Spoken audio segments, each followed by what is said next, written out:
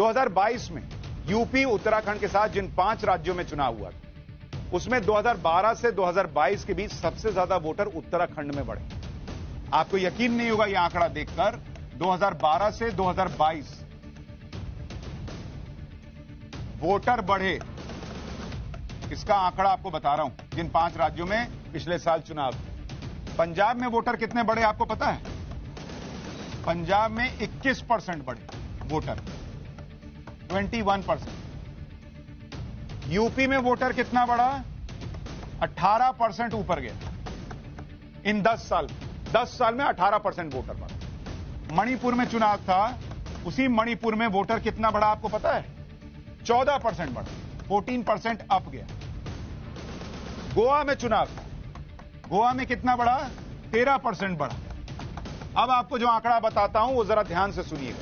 उत्तराखंड, इस उत्तराखंड में इन 10 सालों में 2012 से 2022 के बीच में जो वोटर की संख्या बढ़ी वो 30% बढ़ी बॉस।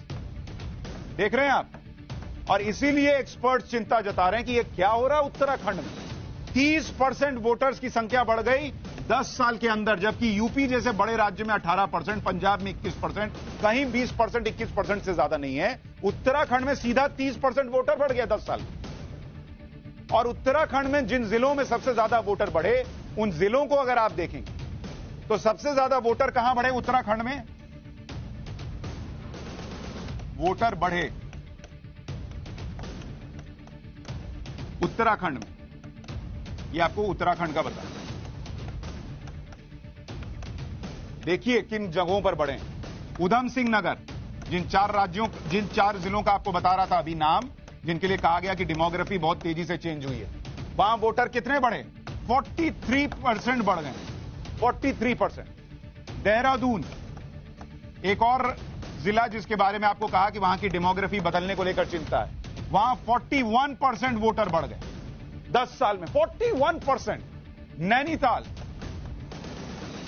यहां पर 32% वोटर बढ़ गए। इसी नैनीताल में हल्द्वानी आता है। ये वही जिले हैं जिनके बारे में कुछ देर पहले मैंने आपको बताया था कि वहां पर डेमोग्राफी काफी तेजी से बदलने के दावे किए जाते हैं और सरकार चिंतित है। अब सवाल यह है कि जिस उत्तराखंड में बड़े पैमाने पर पलायन हुआ, वहां वोटर कैसे बढ़ रहे हैं बॉस? सवाल तो यह है ना, जिस राज्य को लोग छोड़ छोड़ कर जा रहे हैं, कुछ लोग कह सकते हैं कि भाई दूसरे जगह से लोग आए और यहां उत्तराखंड में बस गए। पर सवाल तो यह है बॉस कि यहां पर उत्तराखंड में आपने ओवरऑल देखा 30% वोटर बढ़ गया है। जिलों का बता रहा हूं वहां 40% बढ़ गया है। और उत्तराखंड में पलायन का आंकड़ा क्या है आपको पता है? पलायन मतलब जो लोग राज्य छोड़कर जा रहे हैं। एक आरटीआई से पता चला कि उत्तराखंड 10 साल में 5 लाख लोग पलायन कर गए। और इसमें भी 1 लाख से ज्यादा लोग हमेशा के लिए उत्तराखंड छोड़कर चले गए और 3,83,000 लोगों का काम की तलाश में उत्तराखंड से पलायन हुआ। 3,946 गांव ऐसे हैं जहां पूरा गांव पलायन कर गया, जिसे घोस्ट विलेज कहते हैं। 3,946 गांव, इनको घोस्ट विलेज कहते हैं, मतलब जहां पर कोई नहीं रहे।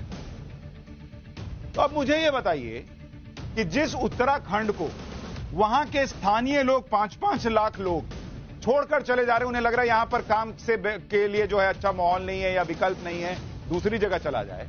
वहां क्या बाहर से आके लोग जो है वो इसलिए बस जा रहे हैं कि अरे उत्तराखंड कमाल का है, और इतनी बड़ी संख्या में आके बस जा रहे हैं कि वहां पर वोटर प्रतिशत जो है 10 साल में 30% बढ़ जाए।